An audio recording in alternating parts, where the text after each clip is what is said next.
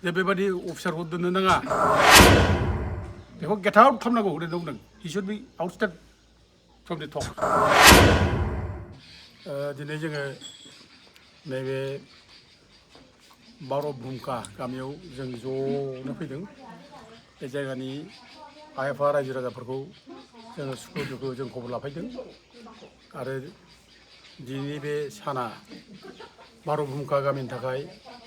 आरो लोगोसे बर' हारिनि थाखायनो जोबोद माने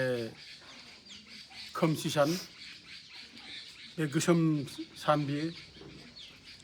25 आरो 27 जानुवारि बे सान मोननैयाव बे भुमखा गामियाव गिलु बालु मोनसे घटना जादों 1988 आव दा जों बिदिनो जों बे जायगायाव बे दुखुथिया आइजोफोरखौ जोङो रायजो राजाफोरखौ खबर लानो फैदों दा दिनै लोगोसे बर'नि बाथौ सान फोरबो गोथार बाथौ सान फोरबो दिनै दा दिनै गोथार बाथौ सान फोरबोनि दिनावनो जोंहा दुखुनि सानबो जों दिनै गोसोखांनो गोनां जायो बेसेबांबा गिदिर खैफोदनि सान बे दुखुनि सान बे आरो बर' जारिमिनाव बर' हारिया एसेबां दिन थांना थागोन बे बार'भुमखानि 25 आरो 27 जानुवारिनि जा जाथाय बे बर' जाथिजों लोगोसे थाफालांबाय थागोन बे बावजाथाव नङा बियो बे गोसोखांथाव जाथाय बियो बे सानावनो आसामनि एजिपि सरकारनि दैदेननायाव पुलिसनि गुन्दा बाहिनिफ्रा बे गामियाव फैनानै हराव 25 थारिखखालि साथाम आइजोफोरखौ सिगाङाव जिनाहारि खालामलांदों आरो बिनि उनाव आरोबाव 27 थारिख जानुवारि खालि फैबावनानै 7 जन बर' आइजोफोरखौ आरो जिनाहारि खालामलांबावदों गिलु बालु साननै जिनाहारि बे जायगानि आइजोफ्रा आग्रोम मोनाखै ओजों खारनो ना जों खारनो बबाव थानो गोजांनाय दिन बे अबस्था जादों दा बे जारिमिनारि दिनखौ जों रावबो बावा आरो बिसिनि जायनाखि जारिमिन बे जोंनि गोसो गोरबोआव बै समनि जाथाय बे जोंनि गोसो गोरबोआव अरायबो दं आरो जों बेखौ अरायबो लाखिनांगोन जों बावनो नाङा आरो जों साननो नाङा जे बे बाथ्राखौ मानो मख'बाय थायो मानो बोनानै लाबोबाय थायो मानो बावनो रोङि बादि मानो बावनायखौ मानो गोसोआव लाबोबाय थायो बेखौ जों साननो नाङा जों गोसोआव लाबोनांगौ बेखौ बयनिबो गोसोआव बे थानांगौ आरो बे जायगानि जेसेबां बिक्ति मानसिफोर बे अरायबो सनमान गोनां जानांगौ बेसेबां दिन बिसोर थांनानै थागोन एसेबां दिन बिसोरो सनमान गोनां बेक्ति जाथिनि गेजेराव अरायबो जानानै थानांगोन आरो जों बिसोरखौ सनमान होनो रोंनांगोन आरो जों बे जाथायखौ जों अरायबो गोसोआव लाखिनानै जों बे जायगाखौ जों अरायबो जारिमिननि मोनसे माने दुखुनांथाव दिन हिसाबै जों बेखौ अरायबो गोसोआव लाबाय थानांगोन जों मिथिनांगोन जेनेरेसनफोरनो बे जे जारिमिन एखेबारे गिलु बालु बे सम माने भुमखानि जायनाखि गेंग्रेब जानाय बेनिफ्रायनो बर'नि जायनाखि आन्दलन बड'फा उपेन्द्र ब्रह्मनि दैदेननाय आलादा रायजोनि सोमावसारनाय बे बिराद गिलु बालु ममेन्टाम मोन्दों बिराद जांख्रिखांनाय फैदों बर' जाथिनि गेजेराव गिलु बालु मोनसे सोमावसारनाय बेनिफ्राय जाखांदों बेखायनो जों बे जारिमिनखौ बावनाङा आरो दिनै बेजों लोगोसेनो बड'फा उपेन्द्र ब्रह्मआबो जेब्लानाखि दिल्लीयाव आसाम भवनाव फार्स्ट टक जायो 1989नि 28 आगस्ट'आव बे फार्स्ट टक जानाय समाव बड'फा उपेन्द्र ब्रह्मआ टक जाजेननाय लोगो लोगो आल'सना जाजेननाय लोगो लोगोनो बे समाव आसामनि DGP सुब्रमण्यम स्वामी बेमोन जेब्ला टकआव थायो बे अब्ला बेखौ नुनाय लोगो लोगो बे बड'फा उपेन्द्र ब्रह्मआ बुंदों जे बेबादि अफिसारखौ दोननो नाङा आरो बे टकआव बे अफिसारखौ लानानै जों आल'सना खालामा बेखौ गेट आउट खालामनांगौ होनना बुंदों he should be ousted from the talk होननानै बुंदों आरोखि बड'फा उपेन्द्र ब्रह्मआ बे समाव आंबो दङ जों दंमोन एखेबारे गोसोफ्रा एखेबारे बोरैबा मोनो आरोखि दाबो गोसोब्ला दा बेबायदि दा ओमफ्राय बेजों लोगोसे गहपुराव घटना जागोदान बे समाव 89नि जुलाइ दानाव जादों 9 जुलाइ बेनिखौ जादों गहपुरनिया दा बे गहपुरनि जाथायजों ओमफ्राय भुमखानि जाथायजों बिराद खाथि सोमोन्दो गिलु बालुनिफ्राय देरसिन जाथाय जेबो गैया गहपुराव हाजार हाजार बर' फिसाखौ न' बां सावनानै माने आलाय सिलाय खालामदों आरो बे 8 10 बर' हिन्जावखौ बुहुमखायाव गेंग्रेब खालामनानै गिलु बालु मोनसे वर्ल्ड रेकर्ड खालामदों आरोखि दा गथे बर'फा उपेन्द्र ब्रह्मआ सुब्रमण्यम स्वामिखौ गेट आउट खालामनांगौ होनना बुंदों आरो सुब्रमण्यम स्वामिया टकआव जानाय सिगां माने बेयो बुंदों बर' आर्ट एक्सपार्ट दख'वाइट होनना बुंदों सानडे मेगाजिनाव दा बेखौ लानानै बे बुंदों बेखौ आउट खालामनांगौ टकनिफ्राय ओमफ्राय सुब्रमण्यम स्वामिया बिराद रिकुवेस्ट खालामबाय जे आं खुनुदिन बुङाखै आं बर' जाथिखौ सनमान खालामो बर' जाथिया बिराद सिम्पोल हारि बे जायगानि थागिबि फिसाफोर आं बिदि खोथा बुङाखै होनना बे निमाहा बिदांनो बे टकआव ओमफ्राय अब्लासो भारतनिफ्राय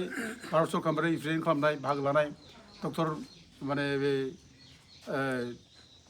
माबाया राजेन्द्र कुमार बाजपेयीया बे बड'फाखौ रिकुवेस्ट खालामदों जे नोंसोर आंनि फिसानि समान अननानै बिसोर बे जिथु निमाहा बिबाय जेब्ला बेखौ मानिदो बेखौ थानो होदो अफिसारबो थानांगौ आल'सना होनानै बेखौ थानो होनाय जादों आरो लोगोसे बे टकआव जेब्लानाखि दै होदोंमोन जानो फिसा फिसा रिप्रेजेन्ट होदोंमोन बेखौ गासिबो आउट खालामजोबदों जों बे टकआव जोङो आसाम भबनाव थरथिंसे जों दै लोङा आरो जों बिनि फिसा मोनसे जिनिस जों जाया होननानै बेखौ गासैबो रिफिउज खालामदों रिटार्न खालामदों जाया होननानै डक्टर राजेन्द्र कुमार बाजपेयीया रिकुवेस्ट खालामदोंमोन जे फिसाफोर आंनो एरेन्ज खालामबाय बे आसाम गभर्नमेन्ट नङा आंनो होनसै बेखौ होनांगौमोन जों जाया गासिबो रिजेक्ट खालामदों दिनै गफुर बादियाव गोबां बर'फ्रा आलाय सिलाय जानानै रिलिफ केम्पआव थांनांदों अरुणाचलाव थाहैनांदों बिसोरनो जेबो हैयाखै आरो जों बेयाव जों जानो जेबो जाया आरो नों बे माने माबानि बुमखानि आइजोफ्रा न्याय मोनाखै आरो जों बेयाव जों आसाम भबनाव बिसोरनो होनायखौ जों जेबो जाया जेबो जायाखै बे बर'फ्रा ओरैबायदि स्ट्रंलि बेयाव माने प्रटेस्ट खालामदों फार्स्ट टकआव बे आरोखि जों खोब माने बै समखौ गोसोखाङो बै समनि जाथायखौ लानानै जों बयबो माने गोसो दुंग्लाबनाय जोङो न्याय नागिरदों बे जायगानिफ्राय जोङो न्याय नागिरनाय हाइकर्टसिम थांदों बे हाइकर्टआव थांनायाव जोङो माखासे बाथ्राखौ जों मख'नो गोनां जायो बे जायगायाव एखेबारे फैनोबो गिलु बालुमोन लामाबो मोजां नङा साल बिफां सिङाव एखेबारे बेयाव फार्स्ट फैजेनदों गणधाम परदेसि रिपर्टार गणधाम परदेसिया फार्स्ट फैजेनदों बेखौ आं मटर साइकेल लाना फैदों बे समाव बयबो गिनानै एखेबारे माबानाय आरोखि ओमफ्राय गणधाम परदेसिया पेपाराव लिरदों पेपाराव लिरनानै जेब्ला साफायो पेपाराव अब्ला हाइकर्टनि चिफ जास्टिस गुमन माल लधा होनना बुङो आरोखि GM लधा गुमन माल लधाया बे इभिनिं टि लोंगासिनो दंमोन फेरियाव इभिनिं टि लोंनाय समाव बे मोन्दों पेपाराव मोन्दों जे बुहुमखायाव माने गें रेप पुलिसनि माने इउनिफर्म ड्रेसाव गें रेप खालामनाय बे बाथ्राखौ फरायनानै बे सारप्राइज जादों आसरित जादों आरो बियो दा बेखौ गावनि अर्डाराव लिरदों बे गुमन माल लधा ओमफ्राय बे लगे लगे सुमथ' खालामबाय बेबायदि केस दङबा कर्टआव बेखौ बिहरजोब्बाय ओमफ्राय हाइकर्टआव बिनि बिसारा जाबाय लगे लगे बे माने अर्डार होबाय जे बे क'क्राझारनि SP खौ मानो दोनखो दाबो मानो सासपेन्ड खालामाखै लगे लगे क'क्राझारनि SPया आरसि टाइला सासपेन्ड जादों ओमफ्राय सेरफांगुरिनि आउटपस्टनि IC थारनाथ फुकन ओमफ्राय राम होननाय सासे हावलदार बेबो माने सासपेन्ड जादों नङा होमबा जोंहा दाबो बे गोसोआव दं आरोखि दा बेबायदि मोनसे माबा जादों ओमफ्राय लगे लगे माने हाइकर्टआव अर्डार हरदों जे भिक्टिमफोरनो माने 25,000 करि मोनसे एक्रेसिया बिसोरनो होनांगौ होननानै गभर्नमेन्टनो दायथ' माने गभर्नमेन्टखौ थिनदों दा बै समाव हाइकर्टनि थिननायाव बिसोरनो एफा एफा एक्रेसिया होनाय जादों दा जिखि जादों बिनि उनाव CBI फैदों दा CBI फैब्ला जोंबो फैदोंमोन बेयाव खिन्थु CBIया लास्टआव बेबो बुंबाय रेपआ जादों नंगौ घटना जादों खिन्थु सोर पुलिसा खालामदों बेखौ खुनु पुलिसा बेखौ माने खोन्थानो राजि जायाखिसै दोनखोमाजोब्बाय गासिबो दोनखोमाजोबनानै दसिखौ हमनो हायाखिसै आरो दाना बेबायदि जादों आरोखि दा जाय हक जोङो बे बुहुमखानि जाथायखौ जोङो बावनानै थांनो नाङा बर' जाथिया थैजासिमबो थालांबाय थागोन ओरैनो जारिमिन जाखाबाय बियो जारिमिन जाखाबाय जोंसो माने मानो बेखौ गोसोआव लाबोबाय थायो जों साननो नागिरो नैबे दोनखोमानाय जिनिस नङा बियो जेसेबां दिन जाथि थागोन बे थाबाय थानांगौ आरो जेसेबां दिन माने बे जायगानि मानसिफ्रा भिक्टिमफ्रा थांना थागोन बिसोर सनमान गोनां हिसाबै थांना थानांगौ जों बेखौ लुबैयो आरोखि आरो दानि सरकाराबो BTC सरकाराबो जाहाथे हाग्रामा महिलारि सरकाराबो जाहाथे अनो आदर खालामो जों बेखौ लुबैयो थांनाय जायनाखि प्रमद बर' सरकार बेथ' गोबां खोथा होनदोंमोन न' लुना होनो मानो होनो हास्लाबलाङासै हयथ' दा बिदि होननानै नैबे दानि सरकारा मावनाङा बेबो खोथा नङा मावनांगोन जों बेखौ लुबैयो दा बिसोरो सनमान गोनां जाहाथे माने जानानै थायो जों बेखौ लुबैयो आरो जों बेसेबां हायो जोंबो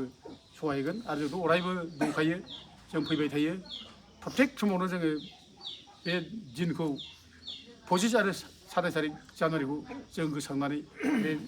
जायगानि भिक्टिमफोरजों जों लोगो लाफायो दिनैबो जों लोगो लाबाय रायजो राजाबो दंमोन बयबो ओंखायनो आं बयखौबो दिनै बे जायगानि दुखुथियाफोरखौ खुलुमनानै बिसोरनि जिबना जाहाथे सुख गोजोन जायो आरो बिसोर जाहाथे अरायबो सन्मान गोनां जानानै थायो आं बेखौनो दिनै गोथार बाथौ सानाव इसोर माने बोराइ बाथौनाव आं आर'ज गाबबाय आं बेखिनिखौ बुंनानै बे जायगानि रायजो राजाखौ आं खुलुमनानै जोङो बिदाय होनाय जाबाय जय बर' हारिनि जय बर' हारिनि जय बर' हारिनि जय